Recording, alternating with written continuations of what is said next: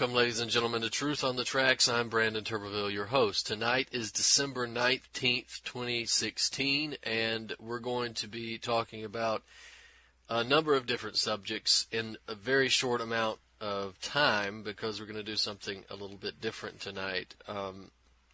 Quite frankly, I'm under the weather, so I'm going to air an interview that I've done with Cassius Kamarampi of Era of Wisdom, and this is Era of Wisdom Radio. I was the first guest on the Era of Wisdom Radio show and podcast, which is, of course, up at eraofwisdom.org, brandonturbeville.com, and that's going to be something that happens on a regular basis. I don't think he's got the show set up yet to go weekly every week, but it's going to be going that way soon. So we talked about a number of different subjects, covered some of the news. This was, last week, but it's still going to be relevant to today. I do want to talk about some of the news items, however, briefly before we go to that interview, because, of course, last week this radio show was discussing the liberation of Aleppo. We were jubilant over the liberation that was coming. And we can call it, right? This is the CNN projection. Aleppo has been liberated. Aleppo is going, red or blue, whatever you want to call it. Aleppo is going red, white, and black. That is the color of the Syrian flag, of course. And the Syrian military has virtually liberated Aleppo. There are areas, of course, where there were attempts to minimize civilian casualties, where there were some civilians still stuck in the rebel-held areas, living under horror, living under barbarism and savagery, under the administration of bearded monkeys funded by the West. They are being evacuated, or were being evacuated, through the green buses, the green bus situation that evacuates both rebels and civilians. It's the green public buses that pull them out. Now, there was an agreement, a brief ceasefire was set up to allow these civilians to exit these specific parts of East Aleppo, and we're talking specifically about the cities of Fawa and Kafaraya. This is they're Shiite towns, and they've been under siege by the terrorists for some time. There were the transportation of about 4,000 citizens who were in need of medical treatment and just simple means of survival. These guys these people were being pulled out of eastern Aleppo. And what happened was that the terrorist fighters have attacked the buses. The terrorists have attacked civilians attempting to flee these two towns, Al-Fawa and Kafarayara. So these towns have seen the evacuations, but the terrorists have attacked the fleeing civilians. And of course, if you look at the Clinton News Network, the CNN stations, they will tell you that the people in those buses were, of course, they'll admit that they were innocent civilians, but they'll say that Iranian militias attacked those people. They'll say that Syrian soldiers attacked those innocent people. This is not the case. These people were attacked by terrorists. We're going to cover that more in the very near future, but we also saw reports, and you can read my article, MSM Fake News claims civilians committing mass suicide in East Aleppo after Syrian army victory. Essentially, the mainstream media was claiming that after the liberation of eastern Aleppo, civilians were committing mass suicide because of Assad's victory. This is insane. This is absolutely insane. And we look through that. We go through it in the article, and we don't really have time to go through it in detail here. But I would encourage you to go read the article as we look over this in real time. Now, of course, we have a number of dangers I want to bring up to your attention.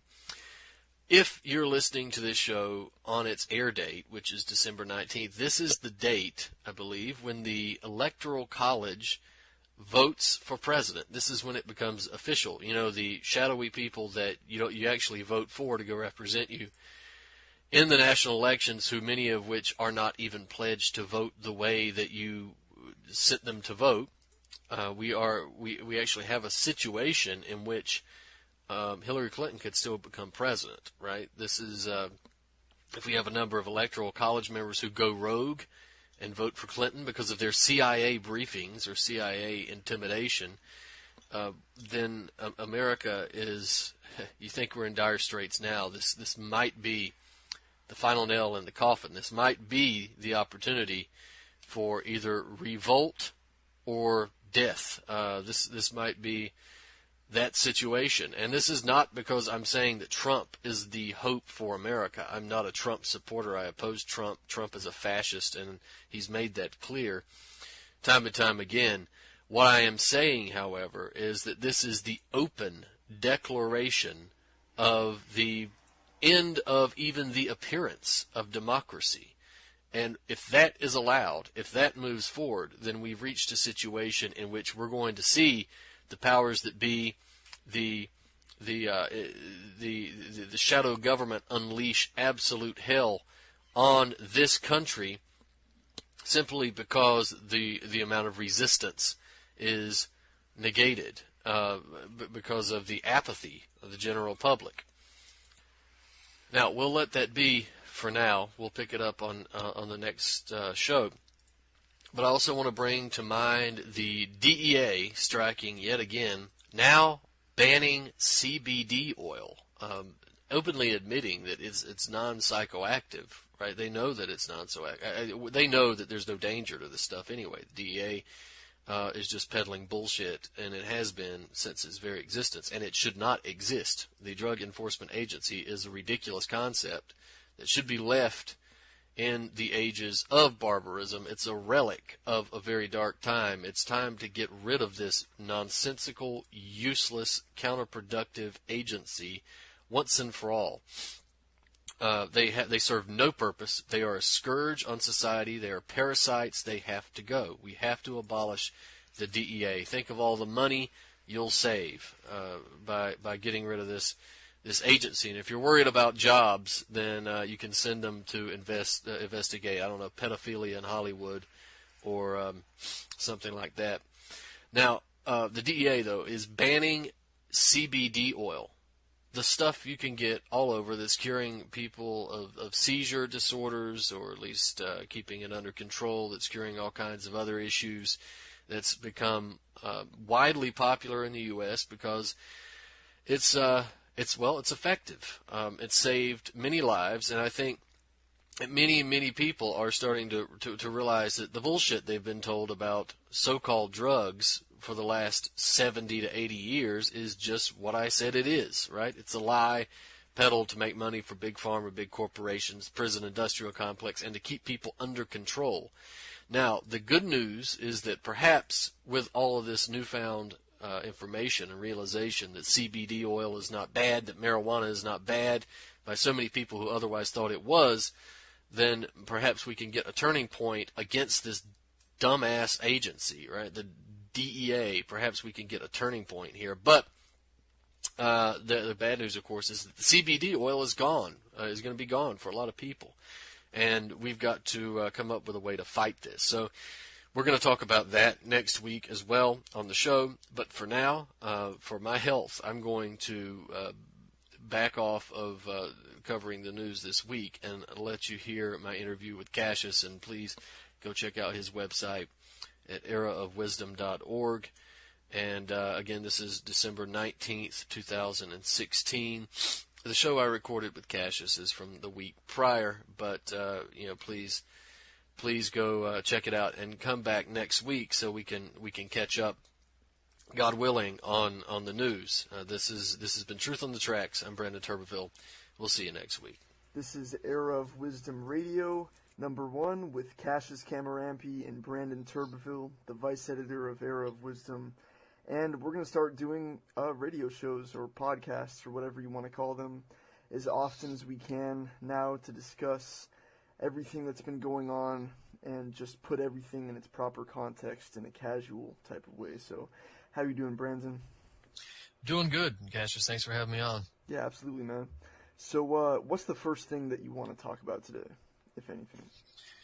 Well, we can get into the question about this new bill, the HR 6393, the Intelligence Authorization Act for fiscal year 2017, that's now been passed by both the House and the Senate, which I guess they're called. I don't know if they have another name for this bill, but essentially it's a bill that's aimed at targeting what is being labeled Russian propaganda. So I know you have some information on this bill too. Right. They're basically saying that it's against, well, RT and Sputnik and these. It's just a fictional thing. They're saying they need to counter Russian propaganda. I think they are directly talking about us. They mean us when they say this. They don't mean Russian propaganda. If you look on the internet at whose articles are getting more views, what you find when you search for this information that's critical of their agenda, you get our media. You don't get the Russian media. You don't get RT or Sputnik or anything. And anyone that wants to look at RT or Sputnik, they have the discernment themselves to decide what the truth is and isn't. So anyway, yeah. Yeah, I mean, with the question of RT, I agree. I think they're just using this as a way to get a foot in the door. I mean, now one of those organizations is a propaganda website, and that's openly admitted, yeah. Right? But we have those too, and it's called Voice of America, and they've been around since the 50s at least, where they've been broadcasting American propaganda to Russia, and it's broadcast over there. In fact, just several years ago, actually it was under the Bush administration, a law was passed that allowed propaganda from the State Department to be broadcast to the United States, because technically there was a law that prevented them from doing that. They did it anyway, but there was technically a law that prevented it from doing it. Now there's no law. They can absolutely propagandize the American people with State Department official propaganda. So that's why you see Voice of America now receiving more and more attention as a mainstream news source, and it's an open propaganda agency. And what's funny is that it's not only an open propaganda agency, but it says the exact same things that CNN says and Fox and MSNBC. So if the propaganda agency is saying A, and the other agencies are saying the exact same thing, saying A, then what should we assume about the mainstream? Because their line never changes. Voice of America is just like CNN. So what should we assume? Exactly. But that they're propaganda.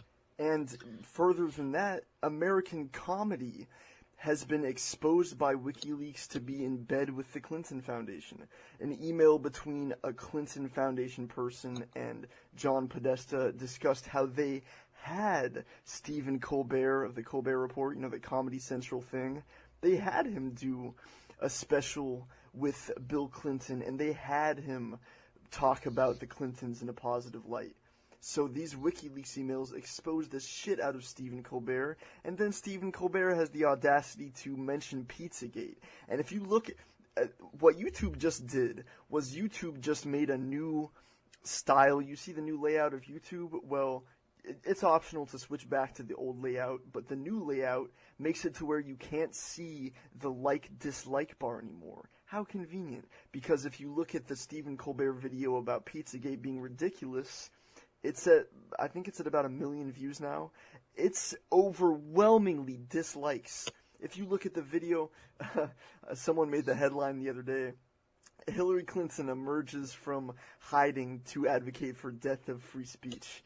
You saw that, right? Well, she came out and she said that fake news is a threat that the government needs to combat. And she said lives are at risk because of fake news. Oh, my God. Yeah. Hillary Clinton says lives are at risk. Says lives are at risk. Yeah, so So this propaganda thing, it's been going on forever. It's what governments do, whether it's the Russians or the U.S., and as we always make a point to say, from Corbett to us, we're not for explicitly the Russian government. We may be for what they're doing in Syria, as I know you've had a lot of experience in witnessing, going to Lebanon, but this bill says that the censorship propaganda thing they just snuck into the NDAA. It says, this legislation establishes a fund to help train local journalists and provide grants and contracts to NGOs, like the Rockefeller Foundation maybe, civil society or the Soros NGOs, civil society organizations, think tanks, private sector companies, media organizations, and other experts outside the U.S. government with experience in identifying and analyzing the latest trends in foreign government disinformation techniques. It says this fund will complement and support this center's role by integrating capabilities and expertise available outside the U.S. government to strategy-making process. Yeah. Yeah, so basically it's an analysis of it's this center that's been created. It's analysis of the news, Global and they're going to Engagement determine. Center. Yeah, so it's not just an analysis. They intend to engage, and this is exactly what Cass Sunstein was talking about, right? And in his program of cognitive infiltration, I think that's why you see so many alternative media sites going off the deep end now, because of cognitive infiltration, which is to get involved in these different quote unquote conspiracy organizations and then direct them off in another area and another, get them supporting certain politicians or get them speaking off about things that are completely like InfoWars, unrealistic. Yeah, I mean, a centralized power does that. What we should be fostering a culture of decentralized, everyone making a daily routine of looking at what's really going on and discerning information. That's what happens when power is centralized. So yeah. Yeah, so now we've got the Senate that's passed this, and I mentioned about a week ago the House passed it as well. So the question now goes to both the Senate and the House. They have to make this bill work together. They have to bring the two different versions together, and I don't think that there's much difference. We have Section 501 in the House version of the bill that says, it's Title V, Matters Relating to Foreign Countries, and that's Section 501 of Title V. It says the U.S. government can have counteractive measures by Russia to exert covert influence carried out in coordination with or at the behest of political leaders or the security services of the Russian Federation, and the role of the Russian Federation has been hidden or not acknowledged publicly. And then they say there's definitions of media manipulation. They've, of course, got terrorist attacks, assassinations, like really assassinations through media, and then incitement and offensive counterintelligence, funding agents of influence, disinformation and forgeries, media manipulation, covert broadcasting, and establishment or funding of a front group. So that's what they've got listed. And it seems, again, to be more directed at Sputnik, at RT, and, possibly even something like Press TV. But I agree with you. I think this is a way to get their foot in the door, because if you look at that Proper Not website, it's anonymous.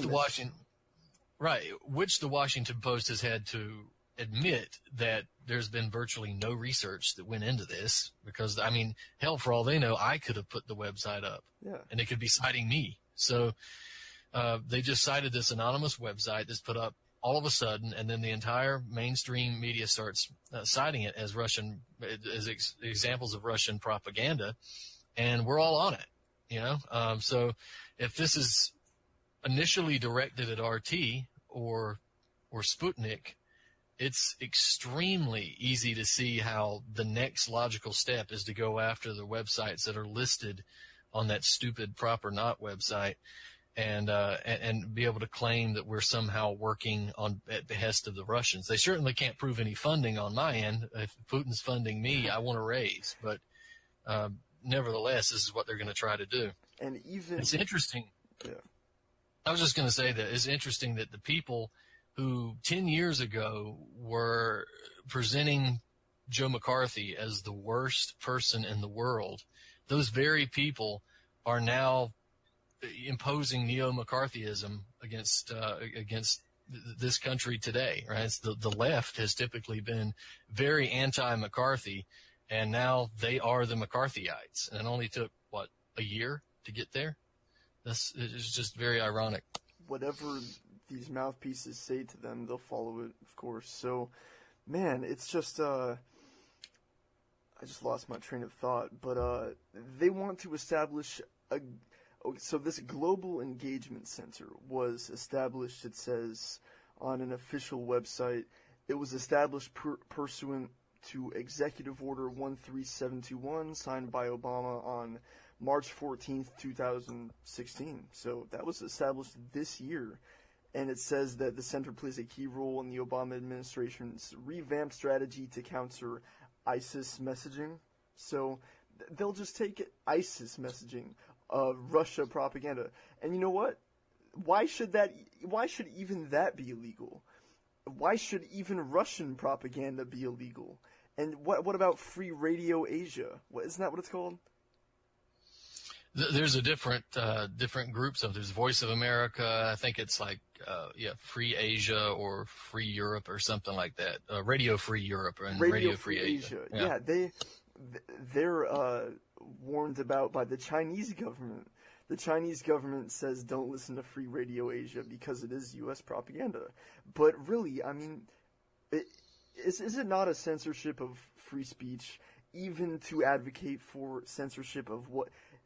Clear propaganda? Who cares if it's clear propaganda? We have discernment, and we have the right to, look at what we want. Well, I love how Hillary Clinton is upset about it and says that it puts lives at risk. That's lives at risk. That's just the best part. Like the Syrians, the Libyans, the people. Her own security personnel. Yeah, that's that's ironic. Yeah. What about the people in what's the country? What's the country in South America that? Honduras. What about Berta Sierras in Honduras? The people that were taken out in 2009 with the Honduran coup that was backed by Secretary of State Clinton and the Obama administration with non-food aid. What about that? Yeah, exactly. And then, you talk. They mention ISIS propaganda. Of course, they're funding ISIS, so that's one thing. But you can find ISIS on Twitter. They don't shut their Twitter pages down. How in the hell can we have Twitter who can shut down an activist page who's out protesting Monsanto or protesting the Dakota pipeline, but we can't shut down ISIS Twitter pages? And not only that, but people, I don't think people have noticed that Julian Assange, in his really huge interview, he said that the most important WikiLeaks thing he thinks he's revealed yet was the fact that Hillary Clinton said in an email to, I believe, John Podesta, that the Saudis and Qatar are covertly funding ISIS. Hillary Clinton said that in an email. So why is this evidence not being even understood by the alternative media? Hillary Clinton said ISIS is being funded by Qatar and Saudi Arabia in an email. Period. They gave weapons to Saudi Arabia in one of the largest weapons deals in the history of the world. Weapons now being used to bomb civilians in Yemen in 100 civilian killed, 100% civilian casualty rate events in, March 15th in Yemen. So, yeah.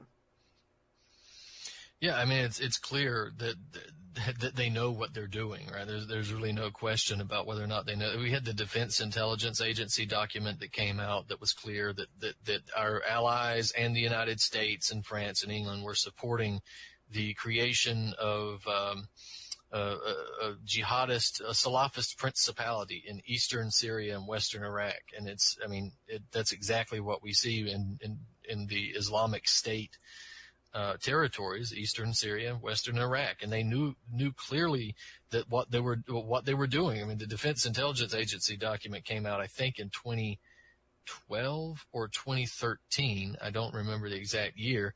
Fairly early on, and this whole thing has been clear from day one if you really looked at it. But of course, that's being labeled propaganda now. And even Julian Assange, I believe, is being labeled an agent of Russia. Absolutely. And they're saying they're blaming the election of Donald Trump on fake news, and that's. I mean, how disrespectful to the people of America to say that some kind of falsified information could influence their opinions so much that they just didn't know what they were doing and they just made this decision. How disrespectful to people in the first place to suggest that. I mean, some people really are easily influenced. They're influenced by the real fake news, mainstream media. But, I mean, how disrespectful to say to people, you made this decision because of some completely It's coming down from the top, too. So they're actually calling the American people dim-witted. And granted, first of all, I would say that it's not fake news that produced Donald Trump. It's Hillary Clinton, because I don't think you would have seen the voter turnout for Trump if you had had somebody who wasn't a raving psychopath, a cackling witch. You wouldn't have seen that. If they had put virtually anybody up other than Clinton, the Democratic Party would have done better. And that's despite her own vote fraud. In a number of locations. But it's not fake news. It was Hillary that cost that election. But, there were so many outlets that were unfortunately pro-Trump. And again, I'm not pro-Trump. We're not pro-Trump for anybody listening. We're for the people against hegemony, so. Yeah, but I will say that I did have something. I hope I had something to do with Hillary Clinton losing. I tried my best, so I'll take that as a responsibility. I hope I contributed to that. You wrote books about Hillary Clinton. Tell everyone about that, because we need people to read your books that you wrote for years about Hillary Clinton. Yeah, it's the difference it makes. 36 reasons why Hillary Clinton should never be president. I suppose I could get a big ego and say that I didn't turn up dead yet, so maybe she doesn't think I'm that important. But the book was designed to prevent her from becoming president as the worst option. Again, I'm not pro-Trump. I didn't ever support Trump, and but this. And to keep it even, Trump is putting people from Goldman Sachs, people from neocons, all kinds of bastards in his administration. Yeah, Jeff Sessions. Oh, people are about to get real disappointed who supported Trump. A relic of the drug war, Jeff Sessions, who thinks that people who smoke marijuana are bad people. Yeah, I mean, luckily I already see Trump supporters leaving comments saying, you've already disappointed us and you've already failed us by refusing to prosecute Clinton. He's completely backing off prosecuting Hillary Clinton. He said at a rally, they're all like chanting this thing that they chanted before, like lock her up or something like that. And he was like, no, we don't want to do that now. Scared ass motherfucker. This is what happened when people thought that Obama was actually going to prosecute Bush torture. And day one. Then he's taking pictures with George Bush, George H.W. Bush, the Clintons all laughing together in the Oval Office. And prosecuting the same wars. I was reading, I recorded my show today, which will be broadcast tomorrow night, but I was reading some of the headlines, and what's funny is the U.S. is sending, well, it's not funny at all, but the U.S. is sending more troops to Iraq, and the U.S. is sending more troops to Afghanistan. And that's funny. Every Obama supporter that I talk to says he ended those wars in Iraq and Afghanistan and closed Guantanamo Bay. How could this be? 8 years later, we're still sending troops to the same place that we sent them in 2001 and 2003. 15 years on, we're still there. If this guy was any different from Bush, how could this be? Yeah, I mean, man, people need to set foot in those countries like you did when you went to Lebanon and to talk to the people and get to know them. That's the only way to understand what's really going on. Or you could at least get to know them from a distance like we did with Afra and, Yeah, if people want a real Syrian's perspective, they could go follow her on Facebook or Twitter. And Afra Dagher, yeah, Afraa Dagher. That's how you spell her name. She's on Twitter, and you can look her up, and she'll give you a real Syrian's perspective. And there's plenty more just like her. I wish more and more Syrians were able to speak English as well as she is, because I think that would be very beneficial to their cause. But people can look up her interviews that she's done with me and that she's done with other radio stations, television stations, and if they really want to hear what's going on in Syria from a real Syrian as opposed to some British guy in an apartment with his cat in Coventry, then they should check her out for sure. Absolutely. So another thing about so-called fake news, Corbett pointed out James Corbett, before any of this talk of fake news, well, he pointed out that U.S. propaganda needs to be exposed now, and he pointed out that the BBC interviewed some so-called moderate rebels who actually ended up being the exact individuals who beheaded a child on camera and took pictures smiling next to a beheaded child. So the BBC had to take down their piece they did interviewing those same individuals about how they're some kind of protagonists. So that's fake news that leads to the death of people in Syria. So, what do you have to say about that? Yeah, and what about Syria Danny? This was the most obvious example. CNN, who's notorious for face planting every time they try to do something like this, but they get this Syrian rebel. He's a moderate rebel. He just wants freedom and democracy for his people against the evil Assad. And he calls into CNN, and they break in to show you, Syria Danny's here to tell us what's going on the ground in Syria. And every time he's doing an interview, he's got a cell phone, and he's getting shot at by Assad, and they're trying to kill him and drop mortars on him. Well, the cameras kept rolling before they rolled the footage, and you can see that Syria Danny is talking with the people in the background and with the CNN crew about how they can. Did they have the mortars ready yet? Do you have it ready yet, or are we going to go live? What are we going to do? So they're staging all this just for the television report. And when that came out, of course, that was swept under the rug. And then we had Gay Girl in Damascus. That was the NPR favorite because that works for NPR listeners. This was supposedly a young gay girl living in Damascus, again being persecuted by the evil Assad, who hates women and hates gays. And they did this story. She was blogging because the Syrians were going to persecute her and kill her, but they couldn't shut her webpage down. And so she was blogging out of Damascus about all these horrible things that were happening. And then one day she stops blogging because they found out that she had been arrested and she was tortured by Assad, except it never happened because there was no gay girl in Damascus. The person writing those blogs was not gay, was not a girl, and was not in Damascus. It was some straight white guy living in England who was doing all this stuff. And again, NPR promoted this day after day after day.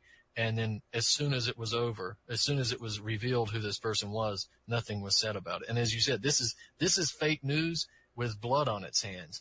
If we put out something that's untrue, which is very rare, by the way, then we immediately retract it. These guys don't. And I can safely say that the biggest mistake I've ever made in my alternative media career has never gotten anybody killed.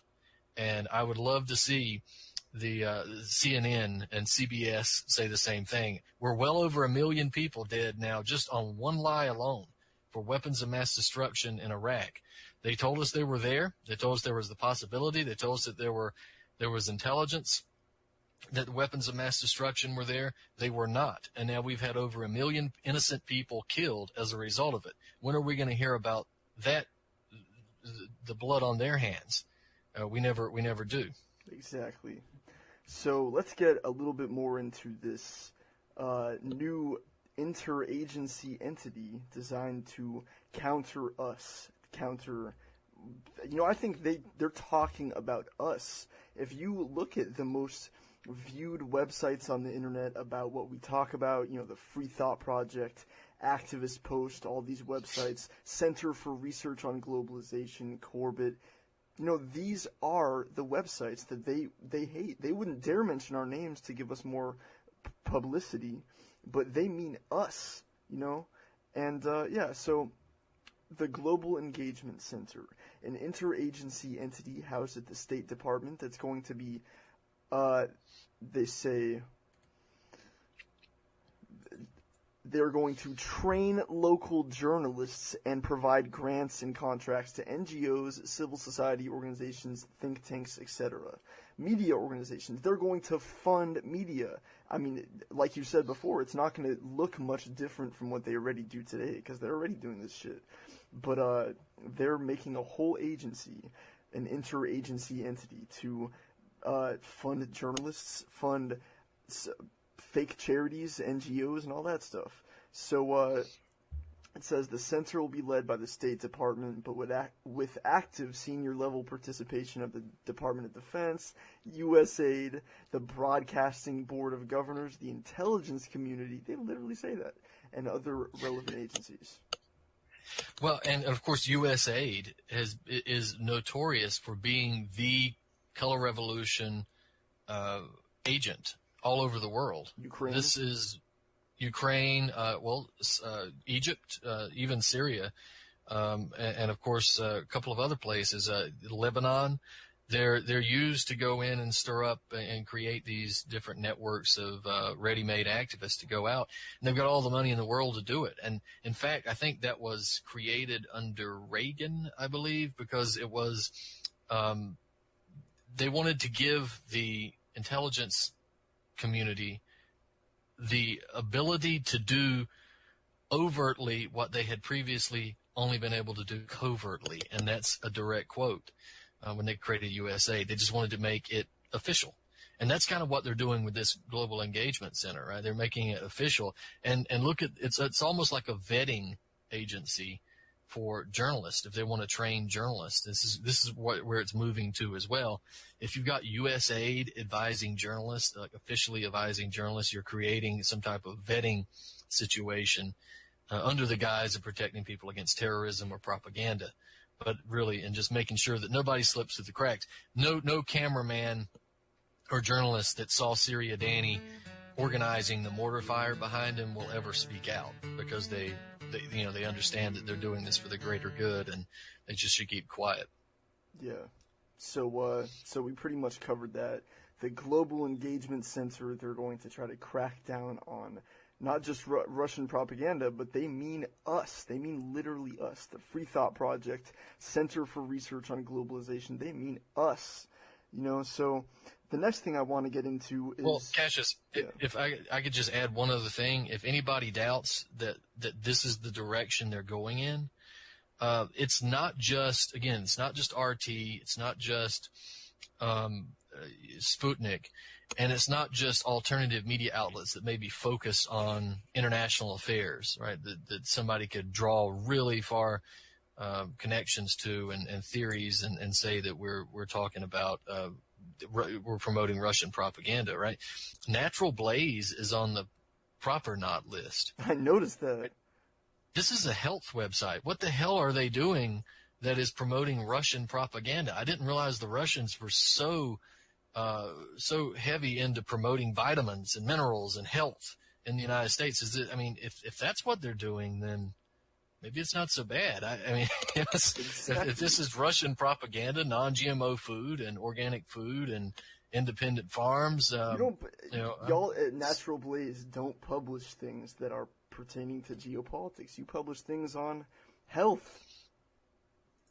Right, and of course, sometimes it comes into play. You can't avoid it when you have companies like Monsanto destroying entire countries. Getting inside you can't Ukraine. avoid mentioning it.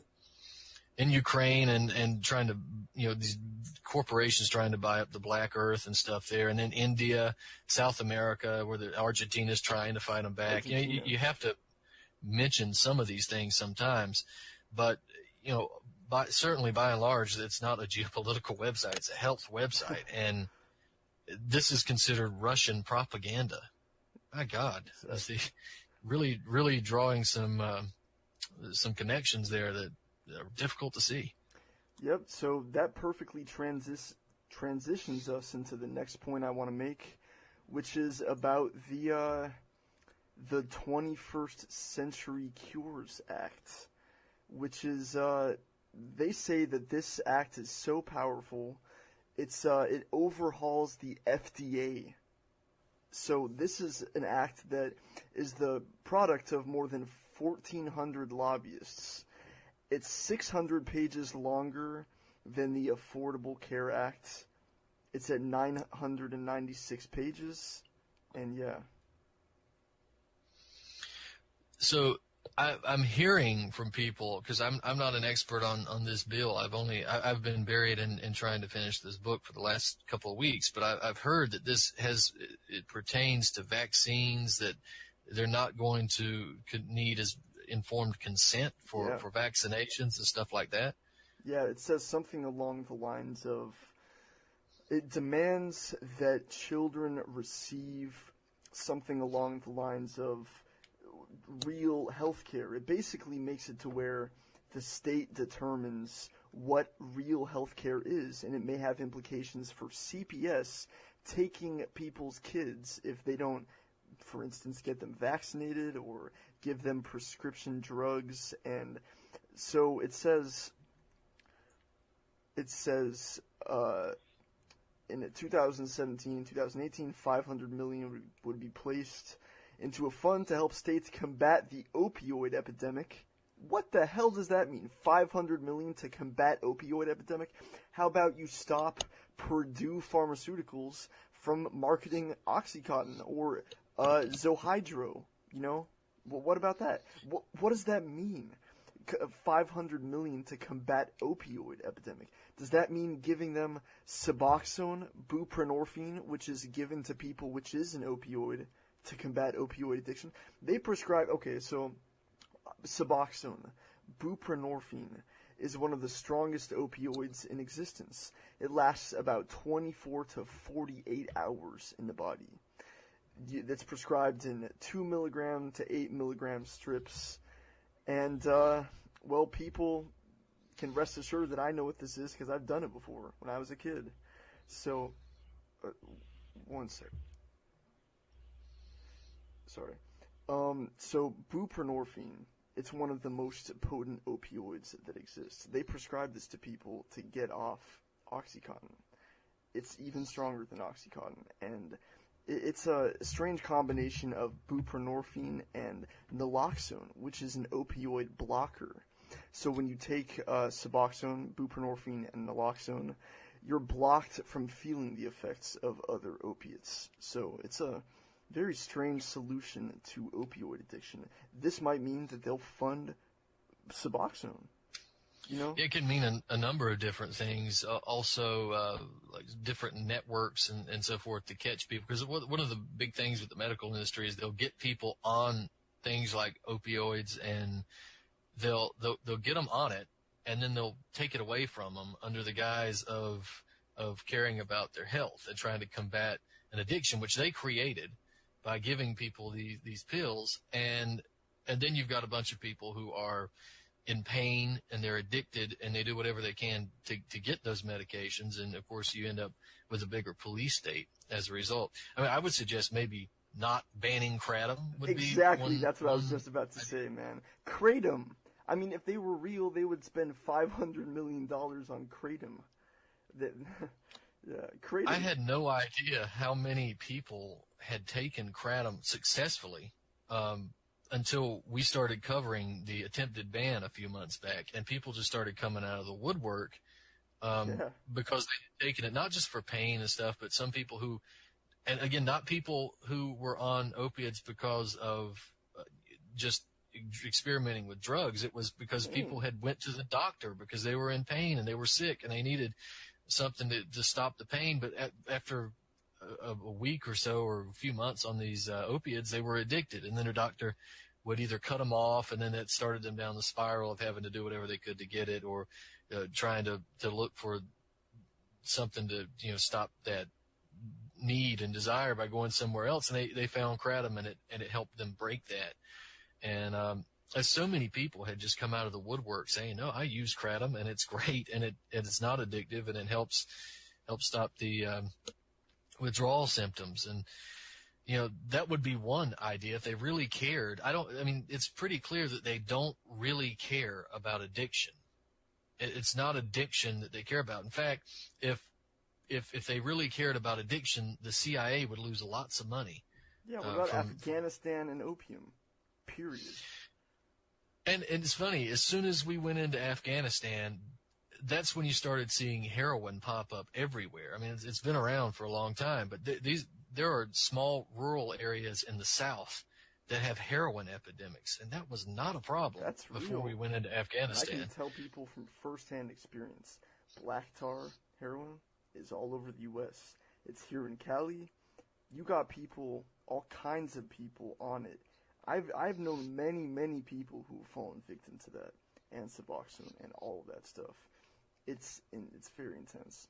So, in case people didn't know, Brandon and I collaborated on an article about the kratom ban that was going to happen a few months ago, and we just pumped out several articles, some of them going viral about this, and we helped fight the kratom ban, and we did quite a good job. Yeah, and now there was this comment period because the DEA wanted to, they had to reverse their position. Well, not reverse it, but they had to back off, and they had the comment period that went up to December 1st. And, of course, we're hoping that the public response will make the DEA back off.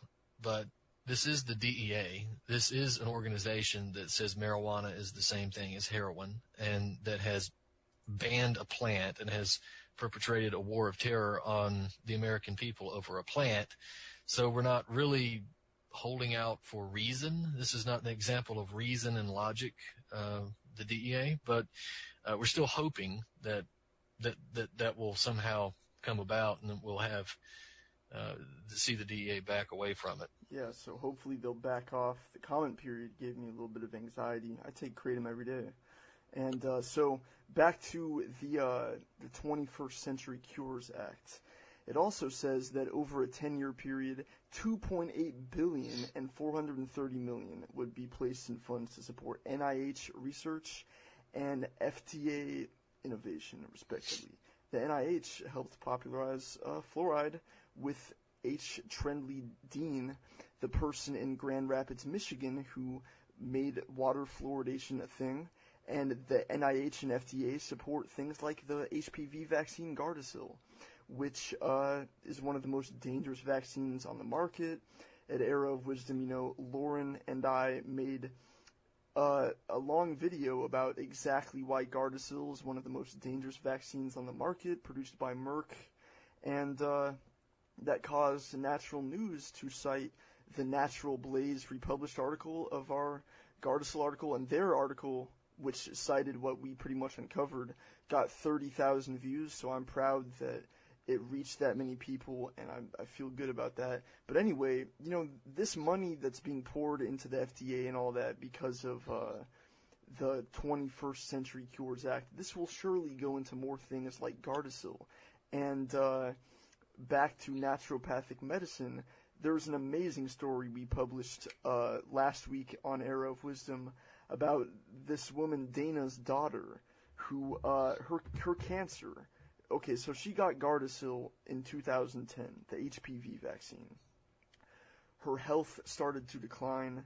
She got every health problem you could imagine, chronic fatigue, all kinds of cysts and ovarian problems, and every health problem imaginable, Gardasil does this to almost everyone it's given to.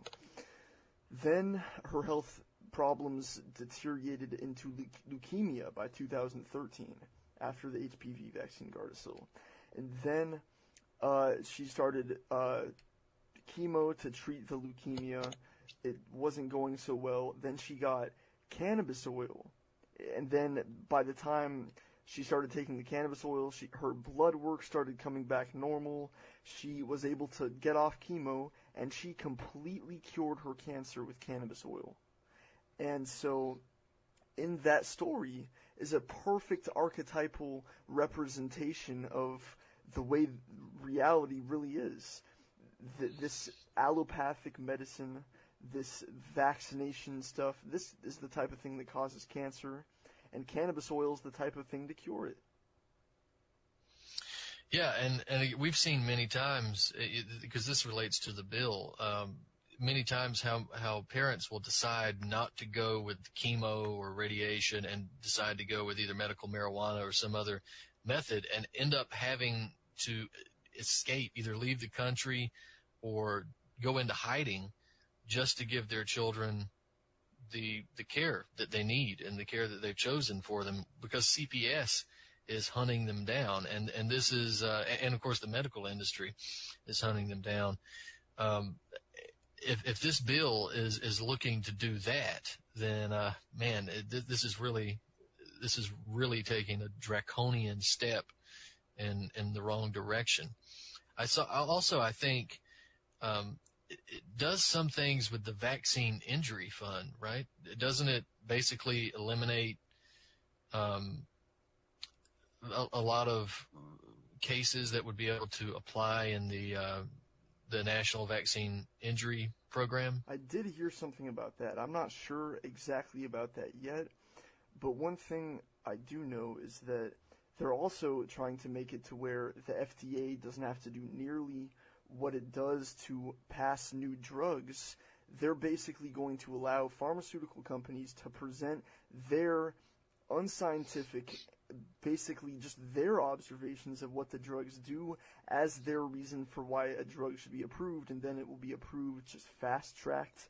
So that's the type of thing they're trying to do, just approve whatever poison they want while being able to crack down on parents who choose not to go with allopathic medicine.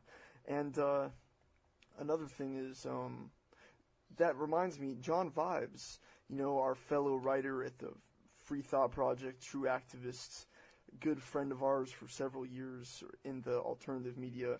John Vibes has lymphoma. He's been treating it successfully with cannabis oil, and he said that the doctors tried to threaten to not drain the fluid from his lungs unless he got chemo. He has to go in to get his lungs drained all the time of a fluid that builds up in them, and luckily it's less and less fluid each week as his cannabis oil treatment works. But they threatened to not remove the fluid he needs from his lungs to live unless he would get chemo. So we're about to interview him in a few days. I'm going to go over and visit him, and I'm going to interview him for the documentary we're producing, of course, which is Toddlers on Amphetamine, History of Big Pharma and the Major Players. So, that's, of course, the main thing we're doing right now, as you know, but just telling the audience. Yeah, and if that's not an example of literally holding a gun, well, literally, but figuratively holding a gun to someone's head, if they won't do what you think they should do, right? I mean, the guy needs to have his lungs drained or he will die. Yeah.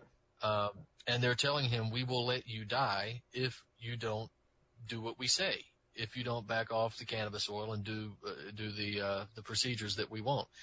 What kind of person would do that? You could argue with the person. You could say, this is a bad idea. It's a horrible idea. You're going to end up killing yourself, whatever. But to actually threaten them in that way, somebody should lose their practitioner's license for that. Absolutely. And not only that, but several weeks after the same doctor, I believe, did that, they emailed John and said, "Wow, I'm surprised your cannabis oil treatment is working so well. I'm proud of you." After they tried to coerce him into getting their ineffective treatment, just acting like nothing ever happened. Yeah, it's no biggie, I guess. It never is with most of these doctors. In fact, a lot of them are trained so well in medical school to you need to be able to distance yourself whenever you're dealing with the possibility of a patient dying, but they've gone so far in that to where patients are more numbers than they are actual people. So, it's the amount of human empathy and concern for their patients is dissipating. Most definitely. And these types of bills would support things like GMO potatoes, as your website Natural Blaze reported on last week. GMO potatoes were just approved that could silence human genes. Do you have anything to say about that? Actually, I don't know anything about it. That's all right. Just to be clear, I occasionally write for Natural Blaze. It's not my website. I just send in occasional contributions, but I actually have not read that story. Oh yeah. Well, I'll pull it up. Well, Heather's latest article, of course, for the audience, Heather is the founder of Natural Blaze. They work together on it, Brandon and Heather, and her latest article says government approves escaped highly invasive genetically modified grass. Says it's no threat. So they're approving genetically modified grass that before escaped and was known to be highly invasive. They're approving genetically modified potatoes that could silence human genes. I mean, it seems to me like there's such a sharp division between people that are leaning towards agorist, voluntarist practices of creating our own things and disregarding the illegitimate rule of government, and then there's the people that are eating it up hook, line, and sinker, So one thing that I'm going to do at the end of the documentary is put in a little nugget of agorism into the end of it, and I'm going to say that everything we presented about the history of Big Pharma is a starting point to one's own research, and the solution is basically agorism, decentralization, doing things for ourselves, creating our own practices, schools, structures, and ways of living as independent people with concerted efforts. Yeah, and I agree, too, that there's a polarization going on with people who are more and more open to not just questioning the status quo, but also moving away from the status quo, fighting the establishment and creating their own parallel system and community. But there's the other group of people, as you said, who are just eating it up, who are reveling in, stupidity and bad food and violence and war and corruption, and they seem to enjoy it. Now, part of that is trying to convince themselves they enjoy it, because if they don't enjoy it, that means there's a problem, and if there's a problem, they're responsible for a solution, and they don't want to be responsible. But that's more of a psychological issue. But you do see that polarization between the two groups of people. While some people go in one direction, the others are going in a completely opposite direction.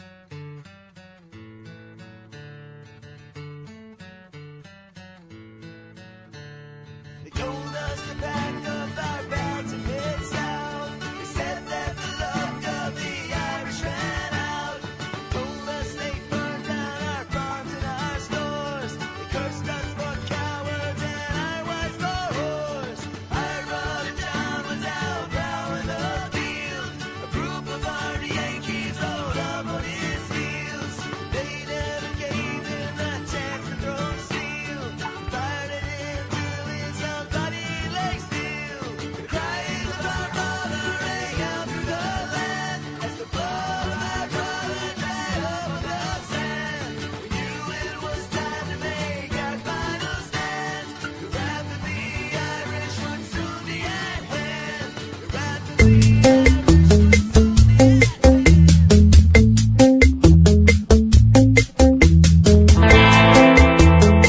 This is Ozzy Skateboard, and you're listening to UCY.TV.